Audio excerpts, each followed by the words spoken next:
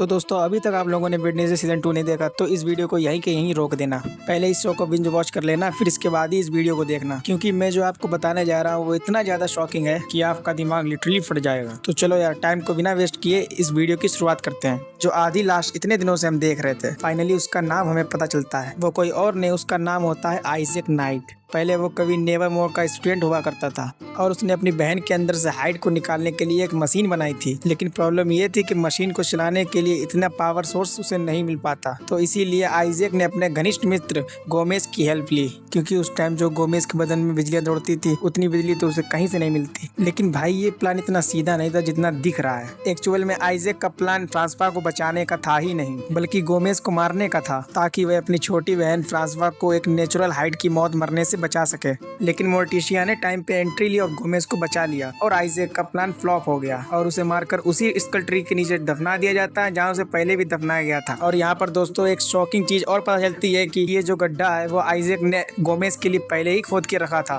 और इसके बाद आता है सबसे बड़े लेवल का ट्विस्ट। इतने दिनों से इस अकेले हाथ को देखकर हम सोच रहे थे कि ये किसका हाथ है, इसकी पूरी बॉडी कहाँ है, आखिरकार ये किसका हाथ है और ये वेडनेसडे के लिए इतना लॉयल क्यों है। तो भाई जिस रात गोमेज के ऊपर एक्सपेरिमेंट हो रहा था, मोर्टिशिया कुल्हाड़ी लेकर आती है और आइजैक के सीधे हाथ पर मारती है और उसका हाथ अलग हो जाता है। हाँ भाई, थिंग एक्चुअल में आइजैक का राइट हैंड था। जब सालों बाद वेडनेसडे ने विलो हिल के पेशेंट्स को फ्री किया तो आइजैक और फ्रांसवा को अपना प्लान एग्जीक्यूट करने का फिर से मौका मिला। इस बार उन्होंने टाइलर को मैनिपुलेट किया मशीन सेटअप के लिए। लेकिन भाई असली टारगेट फ्रांसवा नहीं थी बल्कि टाइलर था। आइजैक और फ्रांसवा इतने दिनों से यह बता रहे थे कि हमें फ्रांसवा के अंदर का हाइड निकालना है, लेकिन भाई एंड में पूरा खेल पलट जाता है। जो हाइड निकालने की बात हो रही थी वो टाइलर के बारे में हो रही थी। जो गोमेज के ऊपर बिजली वाला एक्सपेरिमेंट हो रहा होता है उससे वह पावरलेस हो जाता है, यानी उसकी पूरी ताकत जा चुकी थी। अब गोमेज उसके कोई काम का नहीं था, उसकी जगह वो टारगेट बनाता है बक्सली को। जिस तरह मोर्टिशिया ने एंट्री लेकर गोमेज को बचा लिया था, उसी प्रकार ये लोग बक्सली को भी बचा लेते हैं। वेडनेसडे ने टाइलर को नहीं मारा, उसने टाइलर को आजाद कर दिया ताकि वो जिंदा रहे और अपनी हाइट पावर को कंट्रोल कर सके। क्लाइमेक्स के दौरान टाइलर और टाइलर की माँ के बीच एक घमासान युद्ध चल रहा होता है। टाइलर की माँ नीचे कूदकर अपनी जान दे देती है। बात रही आइजैक की तो उसका राइट हैंड ही उसके मरने का कारण बनता है। थिंग अपने मास्टर से फ्री हो जाता है और आइजैक को तब तक मारता है जब तक वे अनकॉन्शियस ना हो जाए। और इसके बाद आता है सबसे शॉकिंग मोमेंट।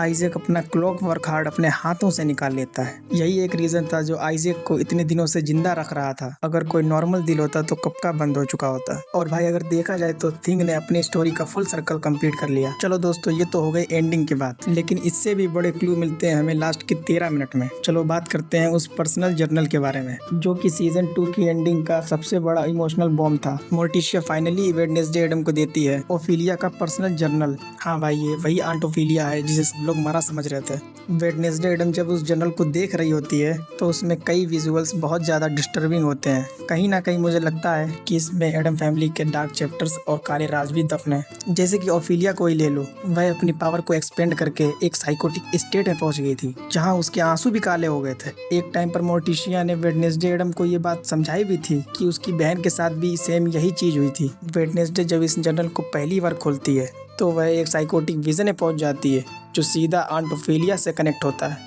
ये हिंट देता है कि आंट ओफिलिया जिंदा है, उसकी ग्रैंड माँ के सीक्रेट रूम में कहीं ना कहीं छुपी हुई है। फिर हमें एक दीवार दिखाई जाती है जिस पर लिखा होता है वेडनेसडे मस्ट डाई। वो भी भाई एक शॉकिंग मोमेंट था। इससे एक बात तो क्लियर हो जाती है कि वह वेडनेसडे के खिलाफ कुछ बड़ा प्लान कर रही है। सीजन 3 में वेडनेसडे का पहला एम यही है कि वह इनिट को ढूंढ ले, और अब उसकी लाइफ में एक काम और बढ़ चुका है, अपनी फैमिली के कुछ गड़े हुए राज को खोदना। आगे चलकर ये इतना डेंजर लगेगा कि वेडनेसडे के विजन्स में ब्लड और बिट्रेल के हिंट्स दिखेंगे। तो भाई वो कैसा शॉकिंग मोमेंट होगा।